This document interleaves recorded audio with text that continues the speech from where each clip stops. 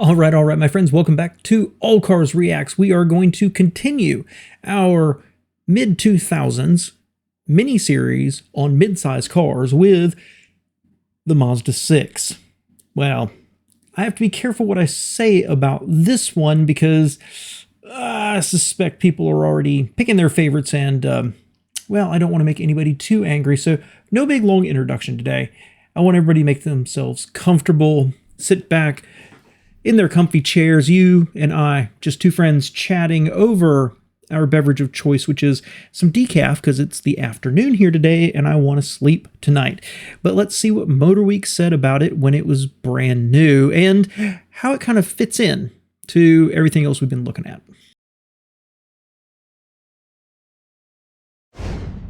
When we first tested the Mazda6, it was love at first drive.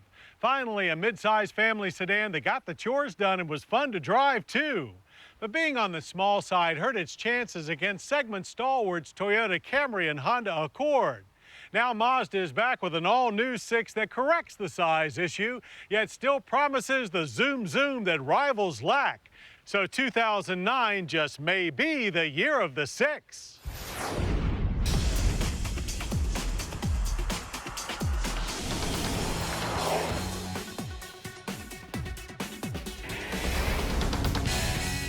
The new generation 2009 Mazda 6 exudes a far more commanding presence both visually and on the road. Wheelbase is up by 4.5 inches to 109.8, while overall length has stretched almost 7 inches to 193.7. That's longer than a Camry, but shorter than the Accord. The Mazda 6's now dynamic sculpture is drawn straight from the RX-8 sports car. Sharply drawn headlamps angled down onto a single-bar grille with a chiseled hood leading to a coupe-like roof. Short overhangs promise prowess as well as great interior space, all ending with a short rear deck and bright exhaust tips. Wheels measure 16, 17, or 18 inches. Two all-new powertrains also. All right, before they go on to the powertrains, let's go back and take a look here at some of this styling. So, on the one hand, it would be very easy to look at this and say that's by far the best looking one we've looked at. And I'm choosing the 2009 version for a very specific reason, and that is because the previous one was, the styling wasn't great, and it was, as they said, a little on the small side. This partially rectified all that. The problem is they got themselves left behind, right? Because the Accord, which I didn't like how big and not quite ponderous it got, this still ended up lagging it.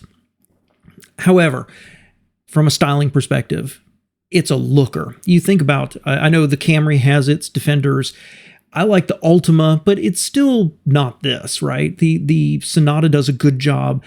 I feel like I've already released it. I'm recording this after I've done it. The Passat, I think the Passat, my opinion on the Passat is going to get quite a lot of hate because I don't love it, right? And that is a trend, if you've paid attention here, to almost every one of the cars I've done, the compact ones and the mid-size ones. There's something about the mid-2000s, I just don't love how the styling all comes together. The grills and the headlights and the amount of chrome or lack thereof, right? And I think that Passat has a very loyal following. This, I think it does too. And so on the one hand, I really like it. And I liked it when I drove it. And I say that as a fan of Mazda in the 80s and in the 90s and whatever year my protege was when I finally gave in and bought one, and it was just fantastic. It's the Japanese Volkswagen. But Mazda also couldn't go head-to-head with Toyota, so they had to do something different. They had to lean into their handling, and they had to lean into styling, and they ended up with this, which, to me, kind of takes it out of the running for that mid section, right? This is, if you're looking for that reliable car and you want to drive to work and the Camry appeals to you, or the Honda Accord, or the Sonata for its value, or the Altima, This, you're not going to want this in your driveway. It's a little too expressive.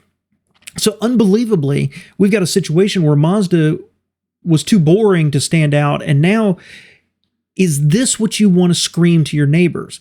There's no doubt about how it makes you feel. And multiple times, I've looked at 6s and 3s for that matter, but they never rose to the top of the list. And sometimes it was size, sometimes it was interior choices. I'll try to talk about that later. Sometimes it was noise. They did not put the emphasis on isolation like, say, the Camry or the Accord did. So here you've got what is, I think, pretty undeniably, of the ones we've looked at, the best looking. But I think there's a very small set of buyers where that is going to decide it in this grocery getter category. If that makes sense. Looks good. Not sure it made a difference. 2 all-new powertrains also make the 6 more competitive. The Mazda6i uses a 2.5-liter i4 with 170 horsepower, 14 more than before, and 167 pound-feet of torque. But the 3.7-liter V6 in the Mazda6S is the real standout, with 272 horsepower, an upshot of 60, and 269 pound-feet of torque. Gearboxes include a 6-speed manual and a 5-speed automatic for the 4-cylinder and a 6-speed automatic for the V6. The 6-speed auto uses the RX-8's active adaptive shift, which selects preferred gear ratios for twisty roads.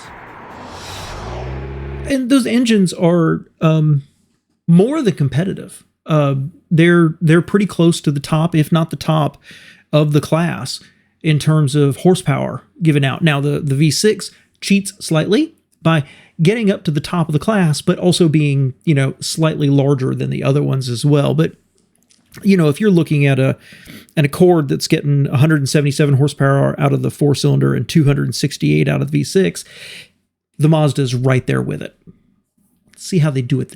And I have no problem with Mazda reliability on their engines. I'm sure those of you who are more mechanically minded might know they're great, they're bad, they sludge, they burn oil, whatever it happens to be. But my opinion of them is they're good. But we drew a 4-cylinder automatic for our track test, and it did move well from 0 to 60 in 8.1 seconds. The quarter mile took 16.4 seconds at 87 miles per hour. Quick off the line, the i4 was torquey and strong with more than adequate zoom from most owners. Plus, it's affordable to operate. Government fuel economy ratings are 21 city, 30 highway. We manage 25.5 miles per gallon on regular gas. The 4-cylinder has an energy impact score of 14.3 barrels of oil consumed per year and a modest carbon footprint of 7.7 annual tons of CO2. The urge to go buy a diesel truck, every time I hear somebody talk about how much CO2 your car is producing, I just want to own a steam engine. Anyway, it's a little hard to compare the track with what we've looked at before. I'm not making notes about it, but the other ones had V6s. Now they get the 4. And so, your gut feeling might be, well, that's a little slow. No, it's not. That's competitive with some of the V6s. I think that was a very, very good turnout there. I'm going to talk more about the styling in a minute too, just to let you know. I need to talk about the front of this. 6's stiffer chassis rides on new independent suspensions, double wishbone in the front and multi-links in the rear, backed by standard dynamic stability control and traction control. Though our test Mazda6i Grand Touring felt solid and capable, it was family car soft, pitching and rolling quite a bit through the cones. At higher speeds, the grippy tires help tighten things up a bit, allowing more of the brand's zoom spirit to come through. Braking is defined by 4-wheel disc with ABS. Stops were stable and near fade free, averaging an acceptable 127 feet from 60 to 0. Inside, as expected. Before they get to the interiors, for zoom, that was interesting. That had, to my eyes, And I'm not doing all of these midsize back-to-back in one day, okay, guys? This is being spread out over days. That seemed to be rolling a lot more than, say, the Passat, which is admittedly the most expensive we've looked at. But more specifically, I want to go back and look together at one thing. At higher right speeds, here. the grippy tires help tighten things up a bit. Did you see that rear end swings out just a little bit? So some of the other ones, I've made a pretty big deal about how neat and tidy they look. And I think the Passat did it, and I think the Altima did it as well, and maybe the Fusion. But they, through the slalom, those other cars, they come through and the tail just tucks. Other cars we see, not just of this midsize category, of all categories, the tail end swings just a little bit. Not unsafe. Not suggesting that, but just a little bit of a wiggle at the back. The company that's trying to be zoom zoom has the wiggle. What does that mean? Let's keep watching. Oh, and the braking. Let's talk about the braking real quick. It's fine. I mean, I'm not excited about the braking on any of these cars, but some of the other ones are doing like 125 feet, 127. It's in the same ballpark, so it seems to be competitive with everything else that it's competing against. Inside, as expected, the Mazda 6 has expanded to a true family-size cabin. The sporting dash creates a cockpit feel, highlighted by a classic motorcycle-style gauge cluster and exceptional functionality. Our top-of-the-line Grand Touring model came with a plethora of amenities, including well-padded heated leather front buckets with 8-way power and memory for the driver, keyless entry with push-button start, and dual-zone climate control. Our car also had the optional moonroof and Bose package and a blind spot monitoring system exclusive to the Grand Touring trim. All Mazda 6s come with a full complement of airbags. Even with a swoopy roof, the rear seat accommodates 3 adults easily. It also splits and folds 60/40, just like others in its class. Trunk space is up 10% to 16.6 cubic feet, more than direct rivals. With Okay, so that's pretty fantastic. That is the largest trunk we've looked at. The next largest, I believe, was the Sonata. And the reason I did the Sonata so early, to refresh your memory, is because when they were doing the Fusion, they kept comparing it to the Sonata. This is years later, okay? Where'd it go? Sonata was, there it is, 16.3. This is 16.6. So minor, but the biggest trunk in the class. The back seat's a little tiny. It had okay legroom, and although they said the swoopy roof didn't impact the room, when that guy leaned back, his hair was right there at the joint between the roof and the window, up front. So if I really nitpick the motorcycle style gauges, but my issue, if you've heard me talk about it, I don't like the gauges in the circles, right? But primarily when they set them deep. You know what I mean? Like, again, I'm thinking of a Camaro, something like that. This, I think it looks sporty, but a little on the upscale side. You know, it's all black with silver around them or chrome around it. I think it looks good. I hate their description of motorcycle style. Because to me, that tends to be just one gauge in the middle, or maybe with something hanging off the side. I thought this was just neat and clear. I think the center stack, I'm a lot more excited about the center of it, especially the knobs on the HVAC. And I can really be critical of where the radio is. You know, all that silvery plastic. You've heard me for how many videos now say something about that and how cheap it looks. But the fact that they did it and did it in a style with the buttons, it kind of works. In fact, I like that more than I like some of the later Mazda 6s where they took, a 8-inch iPad and just kind of stuck it on top of the dashboard. I have no real problems with this interior, other than the lack of, because I love tan seats. It's a little dark overall. And I think it's competitive. I think everything in the interior is competitive with the other things we've looked at in terms of the layout, right? If you were telling a crime scene artist describing the interior of any one of these cars, they could draw this or they could draw one of the other ones, but you'd still be in the same general idea of what it looks like, right? So this looks a lot like its competitors, except at the same time, it looks more like an RX-7, an RX-8, a Miata interior, more sportier, if you know what I mean. It's hard for me to describe. I like it. I think I'd be happy with it. Don't love it. And again, I can't wrap my head around John Smith and his wife and their 2 kids need a mid-size car. Who's going to get this? If somebody's looking for a sporty car, why are they looking at a mid-sized 4-door sedan?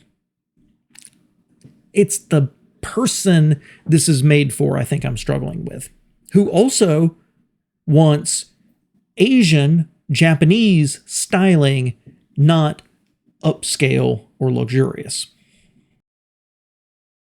Trim levels, prices cover a wide range from a modest $19,220 for the Mazda6 ISV to $28,930 for the top drawer S Grand Touring. We think mainstream midsize sedan buyers will find the new 2009 Mazda 6 a huge improvement. Its dynamic looks are backed by meaningful boost in power, and interior room is no longer an issue.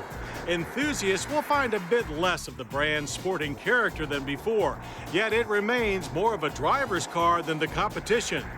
That makes the new 6 a winning number for us. And that's a good summary. I think that's a really, really good summary. This was thoroughly competitive. And a lot of my hesitation is about the front styling. I told you I'd come back to that. Because this design language for Mazda didn't work for me. And it didn't work for me for a couple or 3 generations of this car. It wasn't until they started opening up the grille, more like what Genesis ended up doing, actually, that this car to me really came into its own. This line above the headlights that they carry down through the grille and under it's stylish, it's sporty, it's expressive, and to me it's weak. It's thin and it's just kind of a weak face. It's a Japanese style, not a American midsize sedan style. If you owned one of these and you loved it, I understand. I really do. I like Mazdas. I think that on Mazda's best day, you can get the reliability of a Toyota, but with sporty, engaging driving. What I have found for a long time, and I think they fixed it, is that they didn't put quite the emphasis into the NVH and especially wind noise. And so these ended up being noisier than the competition. So if you are buying a mid-sized car to drive and you're going to be on the interstate, you want something quiet too. Unfortunately, Motorweek doesn't do decibel readings. So I can't give a comparison between, say, the Camry, this, or the Accord, or anything else. I like this car, but, and again, I have looked at them and I have considered them, and the styling holds me back. Sometimes the size, sometimes the noise held me back. Sometimes the styling held me back. Sometimes the price. It just never worked out where that became my number one choice. And the fact of the matter is, when I bought my car, my Accord used, and I did look at the Passat and was wowed by it. My mother-in-law had the Camry, so I could look at that. And I should get a Mazda. I loved my Mazda. I didn't like it. I didn't like it as much as my Accord. Was it engaging? Was it interesting? Yes. But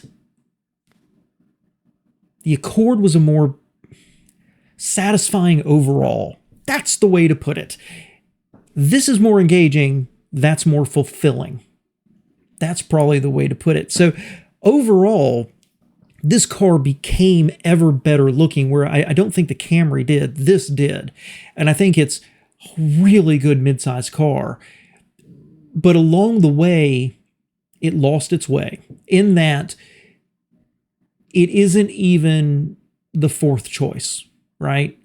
They were making better styling. They were making it better driving. They were making it more luxurious because they were trying to move up market.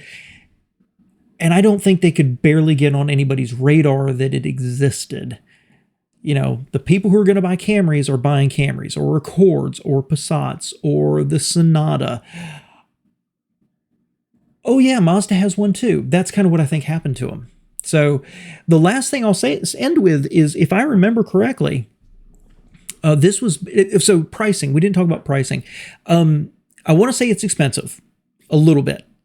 However, if you're looking at a 2006, 2007, Sonata or Fusion, and then here's a 2009, there's some price increases in there that I can't directly compare with the previous reviews we've done. That sounds a little on the pricey side, but it's probably just competitive with everything else, with the Passat being up here $5,000 to $8,000 more. So I think that's okay. But what I was going to say is if I remember correctly, this is based on the same platform as the Fusion. Maybe in the previous one, but I think it was this one, which means that one of my favorite cars, which is expressive, weird, boring, cheap, and fun, is the same platform as this. Which would I rather have? That's what you're asking now, isn't it? It would be the Fusion. And because I think the Ford offers a better value and more family than perhaps some of the limitations this car comes with. I'm not trying to be overly critical because I do like it. But there's a lot of other ones I think I would rather have before this, in spite of the fact that it is the looker of the group. Thanks so much for spending a few minutes with me here today, guys. Let me know your thoughts below. Talk to you soon.